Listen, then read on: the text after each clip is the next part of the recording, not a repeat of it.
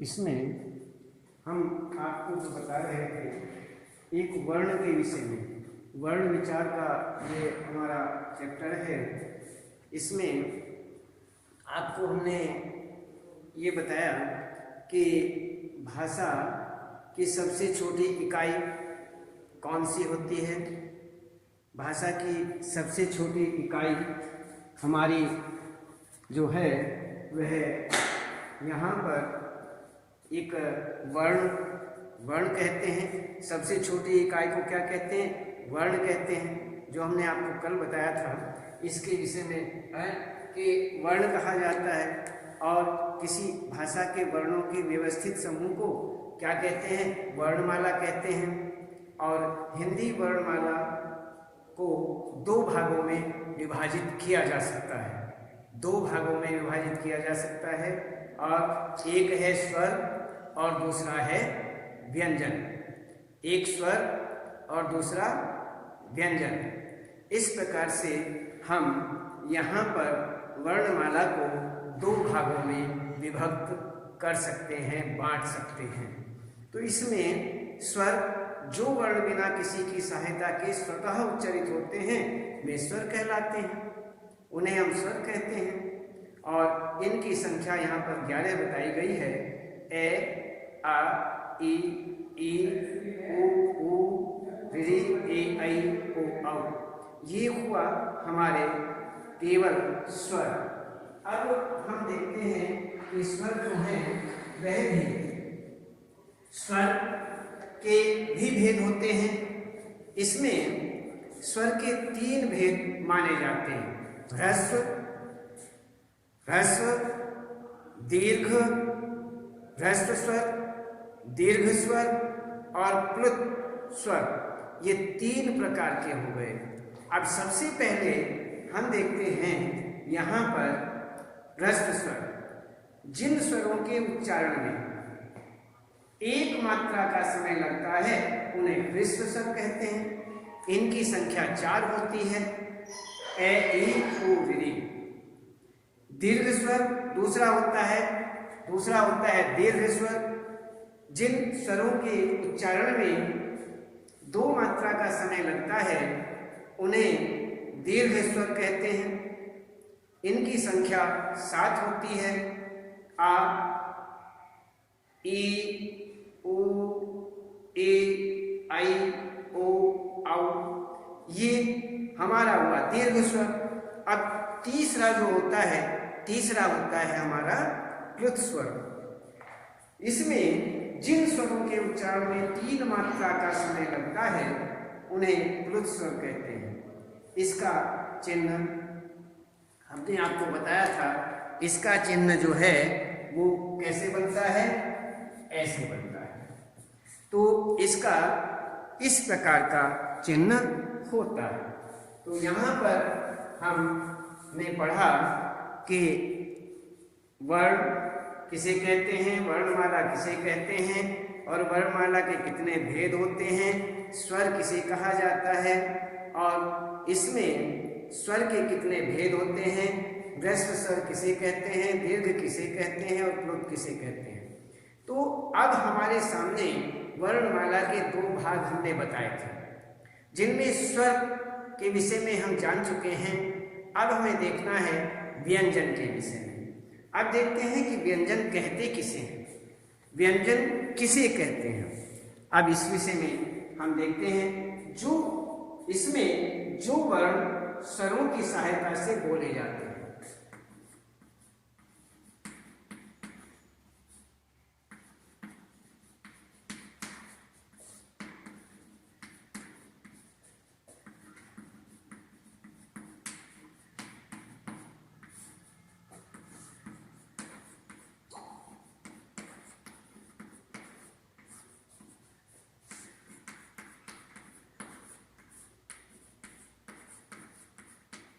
जो वर्ण स्वरों की सहायता से बोले जाते हैं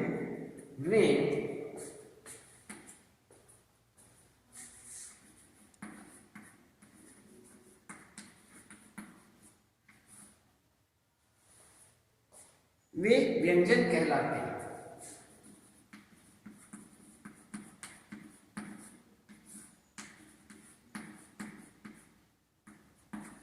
वे व्यंजन कहलाते हैं।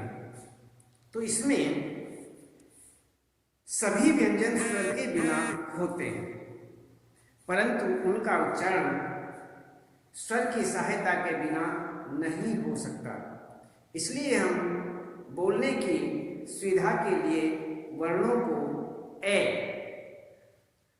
स्वर के साथ मिलाकर बोलते हैं। इसमें मूल रूप से उनका जो रूप होता है, मूल रूप से उनका जो रूप होता है वो हलंत से मिला हुआ होता है, क्योंकि हलंत जो है वह हर प्रकार से यहाँ पर ये बताया गया है कि जिस वर्ण के नीचे हलंत है वह मान लेते हैं कि उसमें स्वर नहीं है, उसमें स्वर नहीं माना जाता है। इसीलिए हम इसमें सबसे पहले आपके सामने हमने परिभाषा बताई। व्यंजन कहते किसे हैं? जो वर्ण स्वरों की सहायता से बोले जाते हैं वे व्यंजन कहलाते हैं। अब इसमें हम देखते हैं सभी व्यंजन स्वर के बिना होते हैं। जितने भी व्यंजन होते हैं वो स्वर के बिना ही होते हैं, उनमें स्वर नहीं होता है। और वह बिना स्वरों के उनका जो उच्चारण होता है बिना स्वर की सहायता से नहीं हो सकता है। उन्हें स्वरों की आवश्यकता पड़ती है, स्वर की आवश्यकता पड़ती है।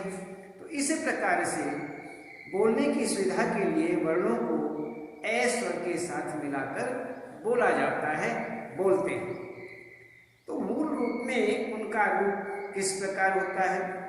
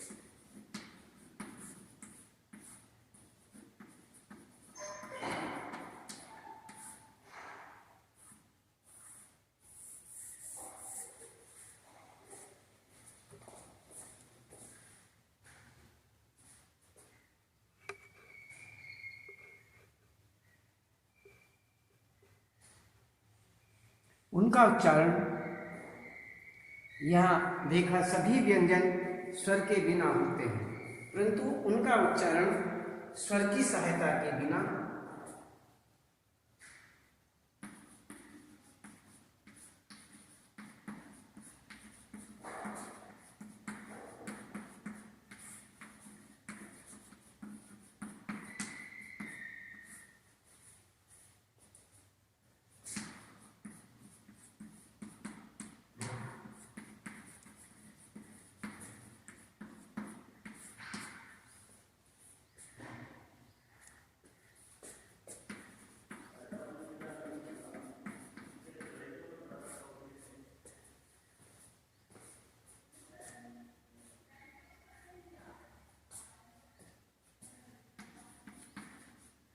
इसलिए हम बोलने की सुविधा के लिए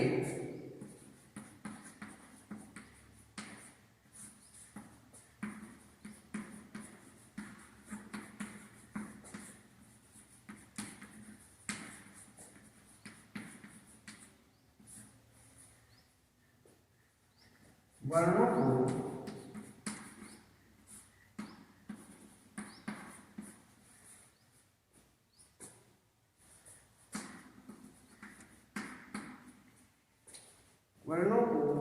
ए स्वर के साथ मिलाकर बोलते हैं।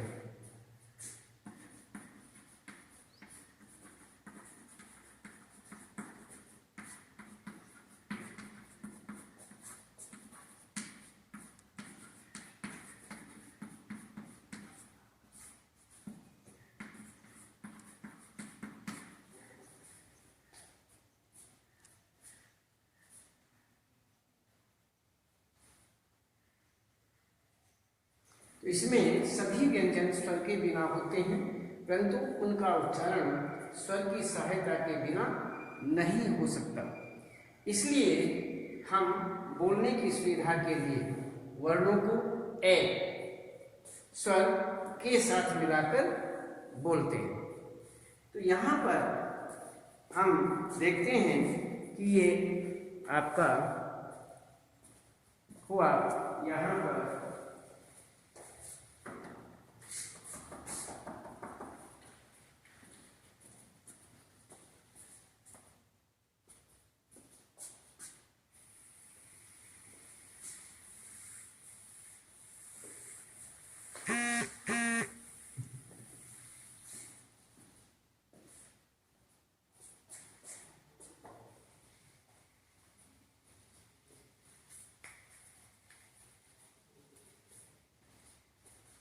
अब हम देखते हैं कि मूल रूप में उनका रूप होता है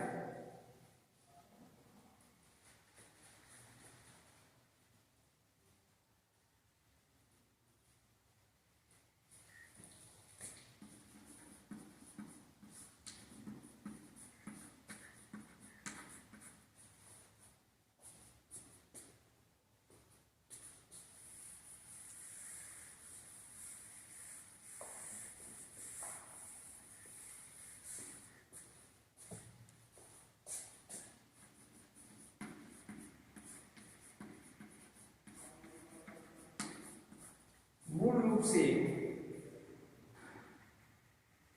उनका रूप होता है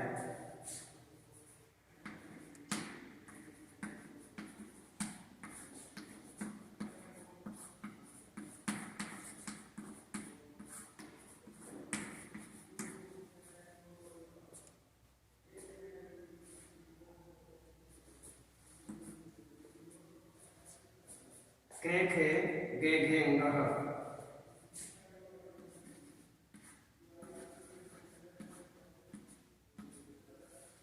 खे खे गे घे ngह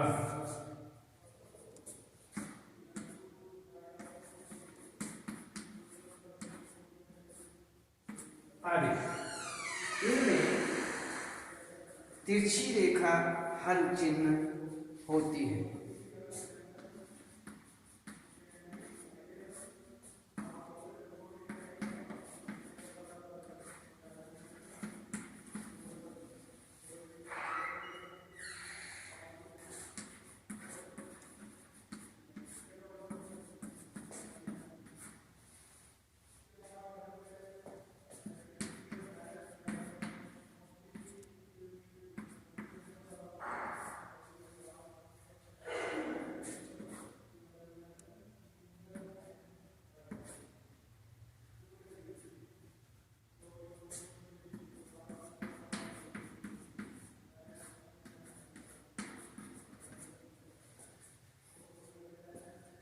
के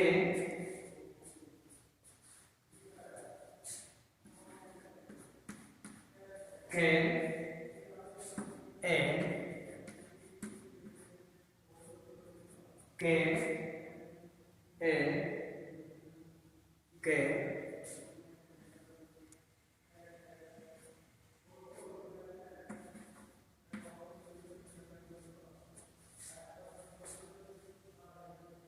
खे ए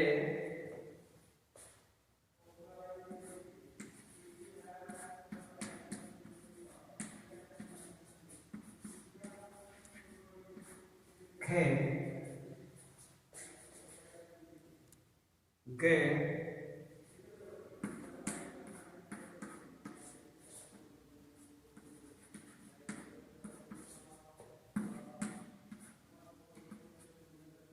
गे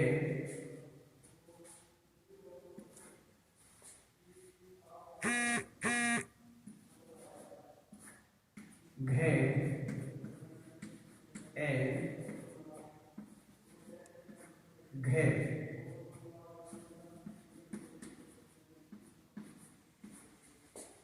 आदि होते हैं।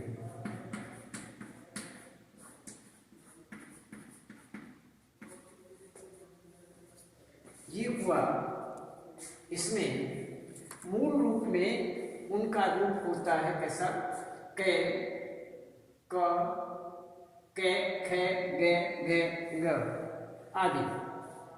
इनमें तिरछी रेखा हल चिन्ह कैसा होता है, हल चिन्ह ऐसा तिरछी रेखा, तिरछी रेखा जहाँ होती है उसे हल कहते हैं। तो ये तिरछी रेखा हल चिन्ह माना जाता है, हल का चिन्ह होता है, तिरछी रेखा होती है। के में स्वर जोड़ दिया जाए, ए जोड़ दिया जाए तो हलंत हट जाता है, हल चिन्ह हट जाता है, के हो जाता है। क, खे का हलंत चिन्ह जो ये है, इसमें ये यदि ए स्वर जोड़ दिया जाए तो खे बन जाता है, इसका भी हल चिन्ह हट जाता है। तो ये गे में यदि ए जोड़ दिया जाए गे बन जाता है, ग, इसका चिन्ह भी हट जाता है। क्यों, इसमें ए स्वर जोड़ा जा चुका है, इसलिए उसका उच्चारण सहज हो सकता है।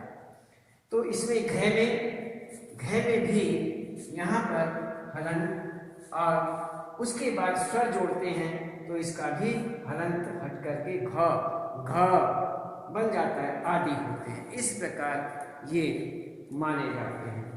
तो हम यही यहाँ पर देखते हैं, ये हुआ। अब हम इसमें देखते हैं वर्णमालाएं।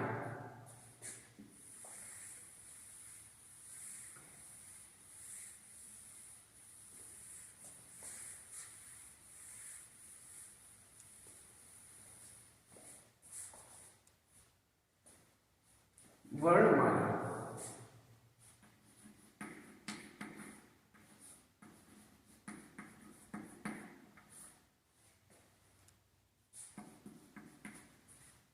इसमें कवर,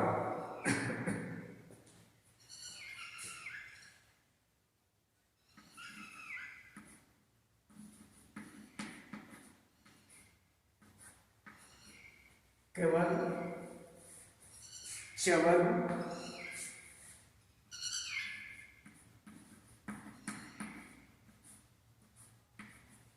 चवल, टवल,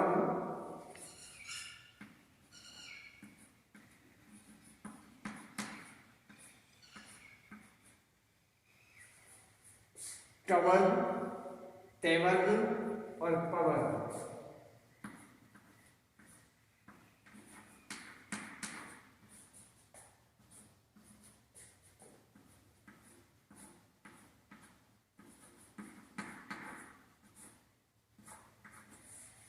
ये हुए हमारे वर्ग। इसमें सबसे पहले हम देखते हैं कै, खे, गे, घे।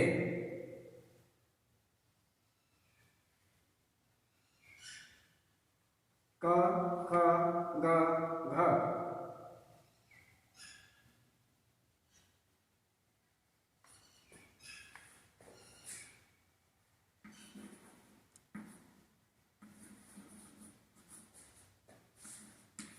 ग, घ, ङ,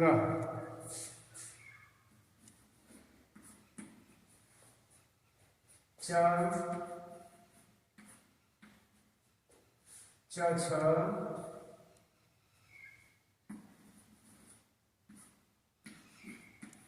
ज,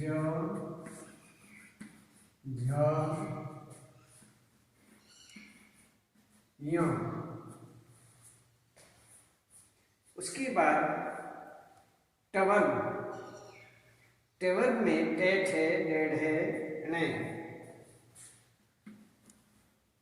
टे, ठे, डे, ढे, ने।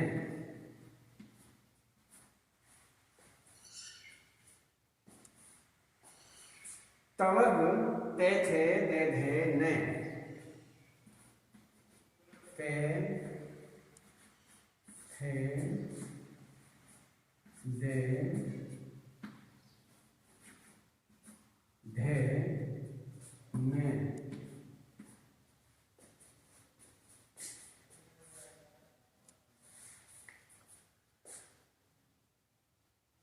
पे पे वर्ग में पे फे बे भे में।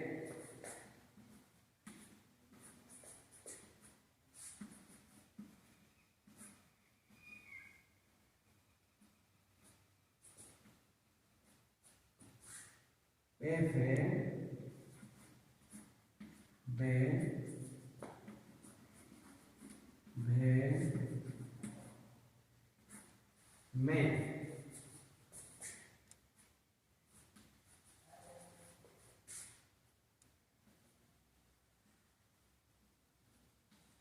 पे फे बे भे में, ये हुआ हमारा। उसके बाद हम कवर के खे गे घ क ख ग घ ङ चवर्ग में च छ ज झ य टवर्ग ट ठ ड ढ ण तवर्ग ते त थे थ द ध न पवर्ग प फ ब भ म, ये हमारे हुए। उसके बाद हम और आगे आपको बताएंगे। इसमें केवल आज आप इतना ही देखेंगे। वैसे इसमें अंतस्थ, ऊष्म, संयुक्ताक्षर और आगत व्यंजन भी होते हैं। चलो उन्हें भी देख लेते हैं आगे इन वर्गों के बाद में।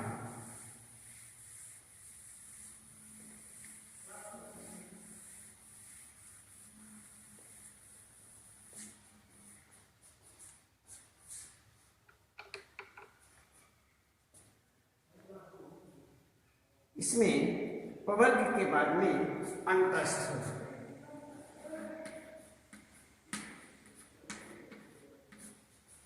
इसमें देखते हैं अंतस्थ।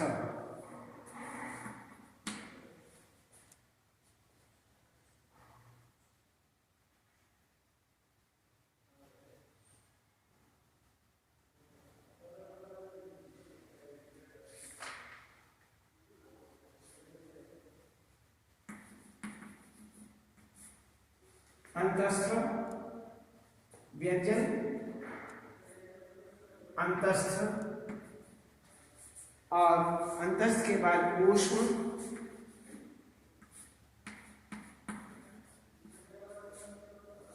ऊष्म, ऊष्म के बाद में है संयुक्ताक्षर,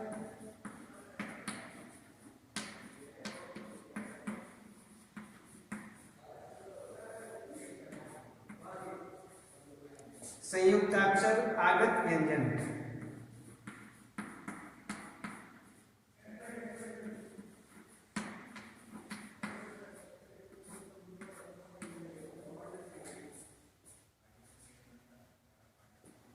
आगत व्यंजन अंतस्थ होते हैं ये रे ले रे, ये रे ले और वे। उसके बाद ऊष्म होते हैं शे से है।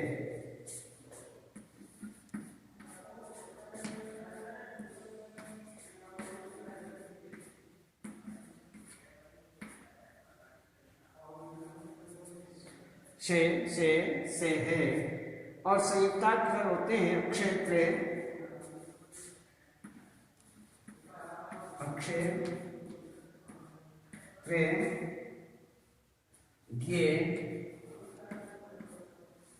गे और से। उसके बाद आगत व्यंजन ज फ, ज फ।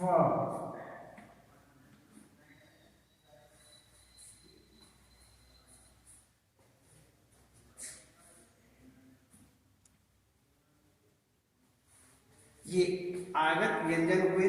तो इसी प्रकार से ये वर्णमाला आपकी बनती है। और उसके बाद हम फिर आगे बताएंगे। आज केवल इतना ही।